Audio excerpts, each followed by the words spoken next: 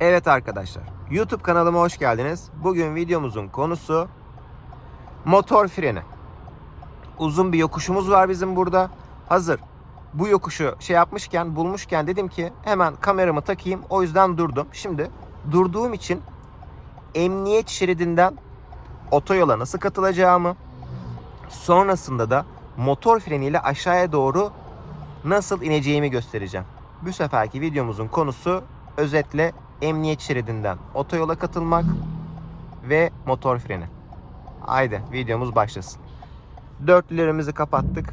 Sola sinyal verdik. Emniyet şeridinde direkt sola çıkıp hızlanmayın. Emniyet şeridinde birazcık hızlandıktan sonra şimdi mesela kırmızı bir tane araba geliyor. Bak hızını kesti, bana imkan verdi. 80'le sağ şeride çıktım. Anlatabildim mi? 20 ile 30'la direkt buraya atlamayın. Birazcık hızlanın. Otobanın hız akışına uyum sağlayın ve araya katılın. Akan bir su var. Akan suya katılın, böyle siz de onlarla birlikte akmaya devam edin. Şimdi hızım 97, yavaş yavaş hızlanıyorum ve ileride sağa dönüşü var, benzinci girişi var. Şimdi benim arabam 10 vites. O yüzden 2-2 düşüreceğim, tamam mı? Şu an hızlanma gitti ama ben birazcık yavaşlamasını istiyorum. Bak artıyor. Şimdi bir tane daha düşüreyim. Sabit durmaya yetiyor ancak. Bu araba 10 vites olduğu için aslında 2-2 yapmak gerekiyor ama aşağıya kadar önüm boş. Önümde boş olduğu için bu da yeterli diye daha ayak freni kullanmam gerekmedi. Bu yeterli. Bak ileride katılanlar var. Erkenden bunu görüp hızımı onlara göre ayarlamam lazım. Çünkü ayak freni gibi kuvvetli değil bu. Motor frenini kullanın ama arabayı çok bağırtmanız gerekiyor gibi olursa ayak freniyle hemen destekleyin. Yani motor freni sadece ayak frenini azaltması lazım. Ben bu arabanın kitapçığına baktım. Orada bile böyle uzun yokuşlarda mesela herkesin kırmızı bak fren lambası yanıyor. Şimdi motorcuya yaklaşıyorum diye bir tane daha düşüreceğim. Arabam 4000 devirde şu an bağırıyor. Aslında bu doğru değil. Yani birazcık ayak freniyle desteklesem daha güzel olurdu ama baktım araba hemen gücü ele aldı. Bağırma gitgide azalmaya başladı diye ayak freniyle de dokunmak istemedim. Şu an herkesin fren lambası yanarken bizim fren lambamız daha yanmadı. Daha halen ayak frenine ihtiyaç duymadık. Ama arada bir tane ayak freni yapsaydık arabamıza şanzımanına çok azıcık daha yük bindirseydi, daha az yük gelseydi daha iyi olurdu. Çünkü yani arabanın balatası, örnek veriyorum, 2 dolar ama şanzıman 200 dolar. Yani onun için 2 dolarlık şeyi kafaya takmayın. Yani ara ara bak şu an ayak frenine ihtiyaç duydum. Çünkü bu kadar yavaşlayamayacağım diye ayak frenine dokundum ama bak bir yandan da motor frenine birazcık dokunup tek tek dokunup ayak freniyle motor freni de desteklediğim de oluyor.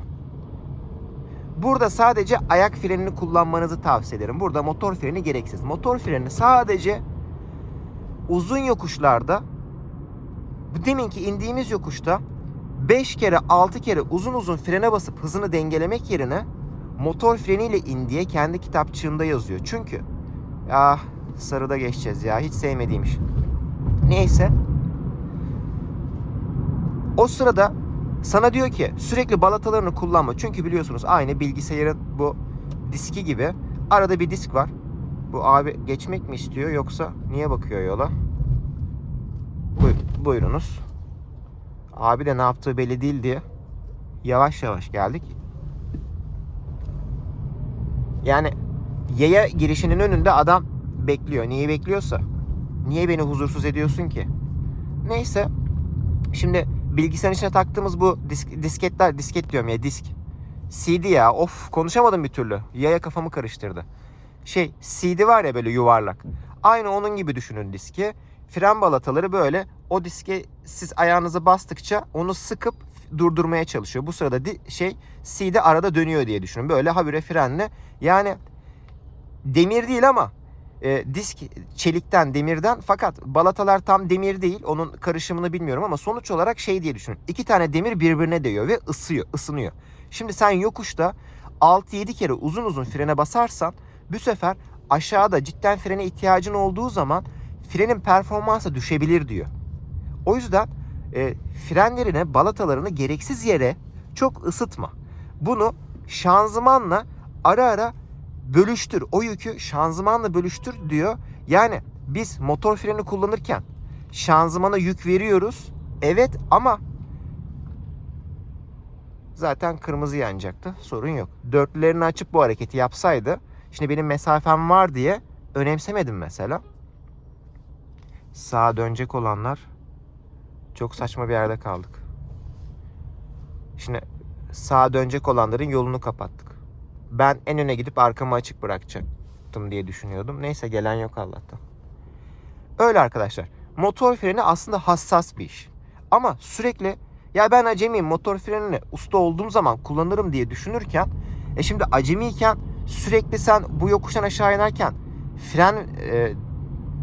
balatalarını, frenlerini ısıtırsan, aşağı indiğin zamanda da sert fren yapman gerekirse zaten acemisin.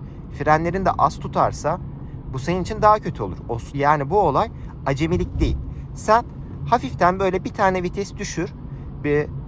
Daha az frene sebep olmak oluyorsa o şekilde devam et. Katılanlara yol verelim. Bu sefer ışıklarımız çalışmıyor. Tehlikeli. O yüzden sağdan soldan gelenlere dikkat etmek lazım. Bak, Tesla kendisini çok iyi kurtardı, gördünüz mü? Işıklar yanmıyor, dikkatli olmak lazım. Tesla haklı ama ışıklar yanmıyor, hiç de dikkat etmedi. Yani hızlı gaza basıp hızlı gitmek diye bir şey yok yani. Yanlış yaptı.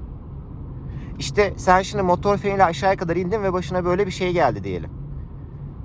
Sert fren lazım. Ne yapacaksın?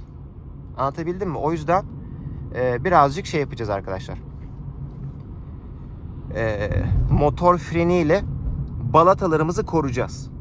Daha kötü bir an için kullanacağız. Yokuş aşağı 5 kilometre aşağı inerken balatalarımızı gereksiz yere ısıtmayacağız. Ama bunu yaparken şanzımanı da üzmememiz lazım. Çünkü frene basmak daha doğru. Ama doğruyu yaparken de performansını düşürüyorsun. O performansı da çok düşürmemek lazım. Durum böyle arkadaşlar. Motor freni konusu da kafanıza takılan bir şey olursa yine haberleşiriz. Evet. İyi bakın kendinize. Yeni bir videoda görüşmek üzere.